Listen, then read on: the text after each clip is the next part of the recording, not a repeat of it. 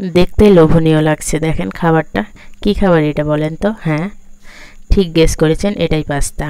দেখেন পাস্তার পানিটা সুন্দর করে গরম করে নিয়ে আমি পাস্তাগুলো দিয়ে দিয়েছি। একটু তেল দিয়ে দিয়েছিলাম যেন একদম ঘন সিদ্ধ হয়ে গেলে আর কি মানে নরম হয়ে গেলে একটা আরেকটার সঙ্গে লেগে না যায়। এই তেল দেওয়ার কারণে এটা হয়। আর এই যে মূল উপকরণ এটা কিশমিশ আর বাদাম, এটা আমি ব্লেন্ড করে নিব। ব্লেন্ড করে পেস্টটা অ্যাড করে দেবো এর সাথে। আসসালামু আলাইকুম, সবাই কেমন আছেন? রান্নার এই রেসিপিটা কিন্তু আমি ইউটিউব থেকে দেখেছি, আজকে প্রথমবার ট্রাই করব আর কি। যেহেতু প্রথমবার সেহেতু একটু উল্টাপাল্টা হতেই পারে। সবাই একটু বলবেন কোন কোন উপকরণগুলো একটু অ্যাড করলে ভালো হয়।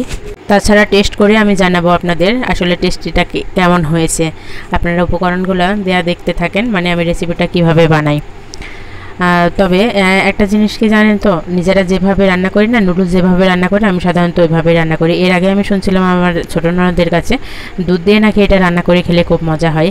আপনারা যদি জানেন তবে অবশ্যই কমেন্টের মাধ্যমে জানাবেন এটা দুধ দিয়ে রান্না করে খেতে কেমন লাগে। আমি ফার্স্ট টাইম এভাবে রান্না করছি। এই তো দেখেন আমি বাদাম আর কিশমিশের মানে মিক্সটা দিয়ে দিলাম। এই মিক্সটা দেওয়ার জন্য আলাদা একটা ফ্লেভার আসে, মানে ভীষণ ভালো লাগে ফ্লেভারটা। আর যেহেতু একটু ঝাল ঝাল হবে, এখানে এই যে পাস্তার মশলাটাও দিয়ে দিব। মশলাটা দেওয়ার জন্য আলাদা একটা টেস্ট লাগবে। এটা অনবরত নাড়বো, ভাজা ভাজা হয়ে গেলে আমি পাস্তাটা দিয়ে দেবো। এই তো এখন পাস্তাটা দিয়ে দেবো। যেহেতু গ্রেভি হয়েছে পাস্তাটা, সেহেতু বারবার নাড়বো, নাড়াচাড়া করে করে মানে পরে একটু সস দিয়ে আর হচ্ছে ওই টেস্টিং সল্টটা দিয়ে নামিয়ে নিব। যাই হোক, আমি ইফতার করে এটা খেয়েছিলাম, ভালোই লেগেছে আমার কাছে। আপনারা একদিন ট্রাই করে দেখেন, আর কেমন লাগবে আপনাদের কাছে অবশ্যই জানাবেন। আর আমার এই ভিডিওটা যদি আপনাদের কাছে ভালো লাগে অবশ্যই লাইক কমেন্ট আর একটা শেয়ার করে দিবেন। আপুটাকে ভালোবেসে অবশ্যই পাশে থাকবেন। আসলে আমাদের রিচ আর এঙ্গেজমেন্টের জন্য কিন্তু প্রত্যেকটা ভিডিও সুন্দর করে দেখে সুন্দর সুন্দর একটা গঠনমূলক কমেন্ট করা প্রত্যেকটা মানে কন্টেন্ট ক্রিয়েটরের দায়িত্ব। যদিও আমরা সবাই সবার গা ছাড়াভাবেই মানে ভিডিওগুলো দেখে একটা মুখস্থ কমেন্ট করে দিই, তবে ইউনিক কমেন্ট করলে কিন্তু আপনার পেজটাও ভাইরাল হবে, আপনার কমেন্টটাও ভাইরাল হবে। আর আপনি কি জানেন, আপনার একটা কমেন্ট ভাইরাল হলে কিন্তু আপনার পরিবারে অনেক সদস্য সংখ্যা বেড়ে যাবে। তেমনই আপনার কোনো ভিডিও ভাইরাল হলেও কিন্তু অনেক সদস্য সংখ্যা বেড়ে যাবে।